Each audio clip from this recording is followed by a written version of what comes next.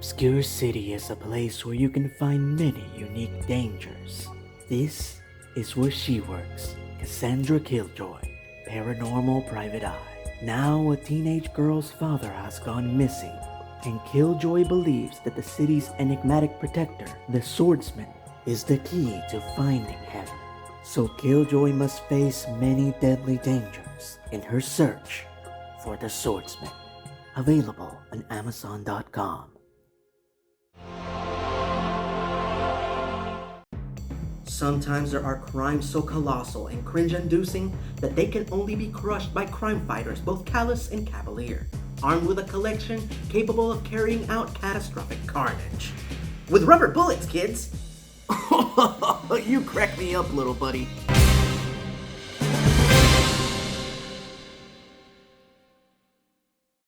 Greetings, fanboys and fangirls. I'm Erod, and I'm the Blockbuster Buster, and welcome to the bizarre, disturbing, but mostly outright hilarious world of Sam and Max, Freelance Police. Our story begins in the mid-70s. Technically speaking, it was creator Steve Purcell's younger brother, Dave Purcell, who created the characters, as when he was a kid, he used to draw comics for fun and leave them laying around the house unfinished. As a prank, Steve would take Dave's unfinished comics and finish them, but with nonsensical dialogue and even more senseless conclusions. Among these collaborations was Sam and Max, Freelance Police, a pair of anthropomorphized animal investigators who had a tendency to engage in violent and action-packed sequences, often without provocation or reason. So while Dave might have created Sam and Max, it was Steve who gave them their distinct personalities and lore, and even after a while, started developing his own Sam and Max comics, and was so good at it that Dave humorously signed over the rights of Sam and Max to him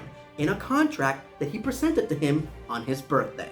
Sam and Max's first public appearance was in comic strips that Purcell drew for the weekly newsletter at the California College of Arts and Crafts. This got the attention of Fish Police author Stephen Moncuse, who offered Purcell the opportunity to publish Sam and Max as a comic book. The first issue would hit the stands in 1987, and while it wasn't a pop culture phenomenon, it did develop a small but loyal fan base. This would change in 1993, when LucasArts licensed the franchise and produced the massively successful computer game Sam and Max Hit the Road, which turned our demented detectives into multimedia icons, which of course led to more comics and more video games, and the criminally underrated animated series that we're talking about today.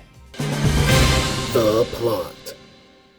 Sometimes there are crimes that are so bizarre, so twisted, so disturbing that the so-called real heroes won't touch. This is where they come in. Sam and Max, Freelance Police. Stalwart agents of truth and justice who are always ready to answer the call to arms, with eloquent one-liners and heavy artillery. Death from above!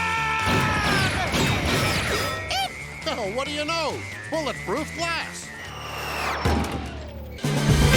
Character design and animation. Steve Purcell himself designed the characters for the series, often recreating characters and moments from the comics frame for frame, giving the show that authentic Sam and Max feel. It's Sam and Max, Freelance Police! Hi, kids! The animation was handled by the legendary Canadian studio Nelvana, who ensured that the series had the utmost quality, even if it wasn't as high profile as other animated shows that were on the air at the time. Not only capturing the style and tone of Purcell's comics, but bringing even more dynamic and impactful life to these beloved characters. Extreme Freelance Police. Sounds like a committee-generated notion for next season, Sam. Quiet, Max, they'll hear you. Cast and characters.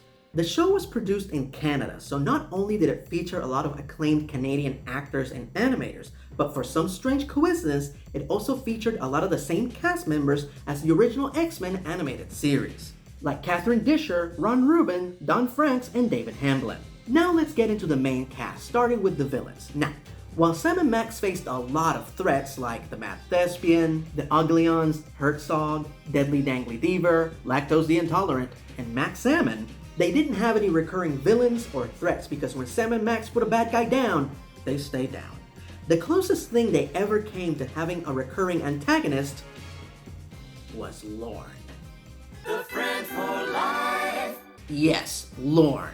The friend for life. Stop that. Played by Patrick McKenna. So He is Sam and Max's greatest fan, an overt parody of obsessive-compulsive fanboys. But he takes his obsession to a whole other level, invading Sam and Max's privacy, their personal space, and committing terrible crimes in order to ensure that our heroes will have cases worthy of their talents. Yes, he will risk incarceration and disfiguring harm just to put his heroes on a pedestal. Unfortunately, the guy is the most relentlessly annoying lunkhead imaginable. Up we go into the wild blue yonder, flying high into the sun. Or is it, attaboy, give her a gun? Oh, well, anyway, it's good to see ya. Nobody can stand Lorne.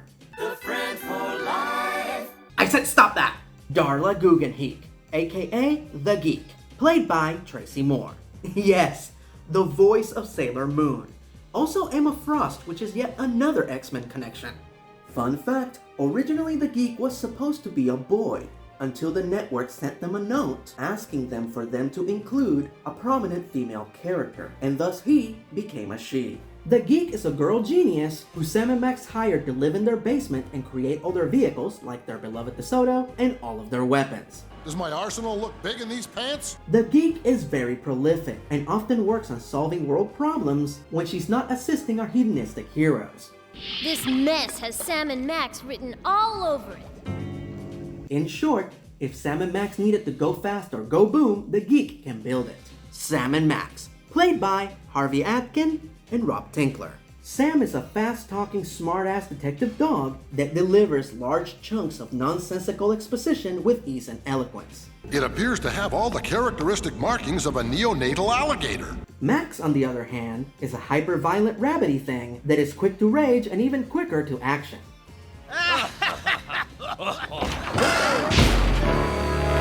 The duo perfectly complement each other, the brains and the brawn, but at the same time, they are equally as chaotic. Sam's crazy matches Max's crazy, which is why they are so perfectly equipped to handle the insidiously eerie cases that the disembodied voice of the commissioner throws their way. The commissioner, he's all hepped up about some strange doings down at Bohunk Lagoon. Season 1. While Sam and Max Freelance Police only ran for one 13-episode season, most episodes are comprised of two 11-minute segments, and some even include a third 3-minute short. So, suffice it to say, they covered a lot in just 13 episodes. The series premiered on Fox Kids on October 4th, 1997. To moderate ratings. The fanbase did support it, but for a show to survive, it needs a wider audience of casual viewers. And unfortunately, the show didn't gain that much needed viewership until the reruns started to air on YTV in Canada. In spite of that, the reviews were largely positive. The show was praised for having the same edge and wit as the comic, as well as for its irreverent parody style, as it would openly mock popular culture and provide brilliant social commentary, in spite of the fact that it was a Saturday morning cartoon. Some notable and favorite episodes include The Thing That Wouldn't Stop It. There's a monster in the Geek's fridge that keeps eating repairmen, so Sam and Max are sent in to stop it. And the whole thing de-evolves into a parody of Aliens and The Thing. Doomed, I tell ya! Doomed! That's it! Bad Day on the Moon. This one is a frame-for-frame adaptation of the Sam and Max storyline from 1992, in which our heroes travel to the moon to save a civilization of rat people from a civilization of roach people. So if you like accurate comic book adaptations, it doesn't get more accurate than this. Breathtaking, huh? You said it, Sam. Everyone knows there's no air on the moon. The preceding joke was conceived way back in 1978. The Friend for Life. The first episode with him. The friend for life. I didn't even say it this time! Our delusional and misguided fanboy sets up an elaborate mystery and an even more elaborate carnival ride trap just to make sure that our heroes have an adventure of the same level and quality as their early comic book days. Freelance police! Arrest me at once! The jabbering! I can't endure the jabbering! A glitch in time. Our dysfunctional duo get a hold of a time-traveling wristwatch, and of course, start screwing with the timeline. That's right, Deadpool, Sam and Max did it first. What the ass? Unfortunately, their shenanigans lead to the It's a Wonderful Life episode of the series, as they end up creating a present in which Sam never became a crime fighter, and there are no freelance police. so Max elects to put present-day Sam back on his path, rather than fix the timeline. Did I mention that you cracked me up, Max? All the time, Sam. We drop at dawn. The whole thing is an Apocalypse Now parody. Yeah. You're an errand boys, sent by grocery clerks to mop up a grape jelly spill on aisle 9. Christmas Bloody Christmas, the first Christmas episode. Our heroes accompany Sam's granny Ruth to Blood Island Maximum Security Penitentiary to bring the inmates some holiday cheer, when Herzog and his gang stage a breakout that our peculiar policemen intend to foil. I love this one, and I watch it every year. Naughty? Yes, very, very naughty.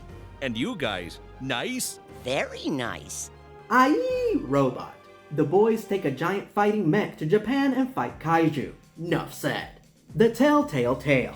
Our heroes inexplicably find themselves in Geneva in 1816, where they inspire Mary Shelley to write Frankenstein by sharing a peculiar tale of a mad scientist who turned Max's tail into a raging beast. You know, a little culture to go with the jokes and the violence. Tonight, we love. On Valentine's Day, Max's least favorite holiday, our heroes are assigned the very arduous task of delivering an artificial heart to the White House, with every possible obstacle in their path. Sam, please tell me that our beloved DeSoto hasn't been stolen. Sorry, little pal. I just haven't got the heart. Oh, they got that too? Kiss Kiss Bang Bang, a delightful homage to James Bond and the spy genre, where our favorite courageous crime fighters don tuxedos to stop the dreaded larva from spreading the obnoxious tourist virus. Well, hello there, honey bunny. Gee, Sam, aren't we being a tad familiar? That's her name, Onion Head. Fools die on Friday. Our heroes courageously intervene in a mid-air hostage situation on board a Zeppelin, only for the culprit to turn out to be Lorne. The friend for life. I hate him so much!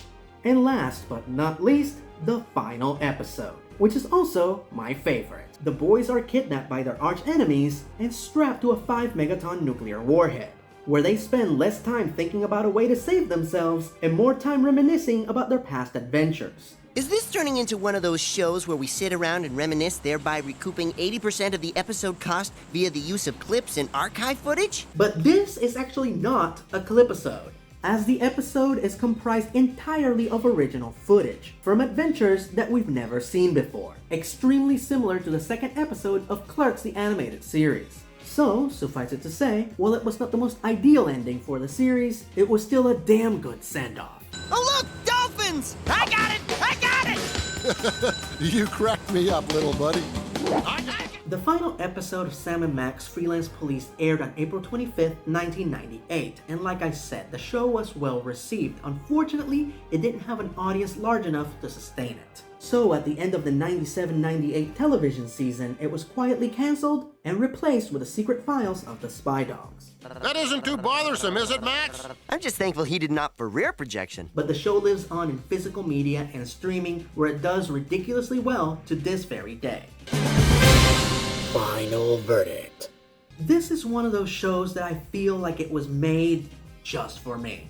The irreverent humor of Animaniacs, the over-the-top action of Megas XLR, the bizarre paranormal nonsense of Courage the Cowardly Dog, and at the center of it all, two of the most captivating, hilarious, and entertaining protagonists in pop culture history. Sam and Max are just in a class of their own. They're like if the Marx Brothers had kids with 80s action heroes, and then those kids were hired to take on the unwanted cases from the X-Files, living to resolve the weird, brave dangers, defeat delinquents, and do it all with a smile and a wisecrack. A singular experience to the last. 10 points on the badassitude meter! Grab yourself some glazed MacGuffins, make sure you have plenty of rubber bullets, and give it a watch. Until next time, I'm Erod, and I'm the Blockbuster Buster.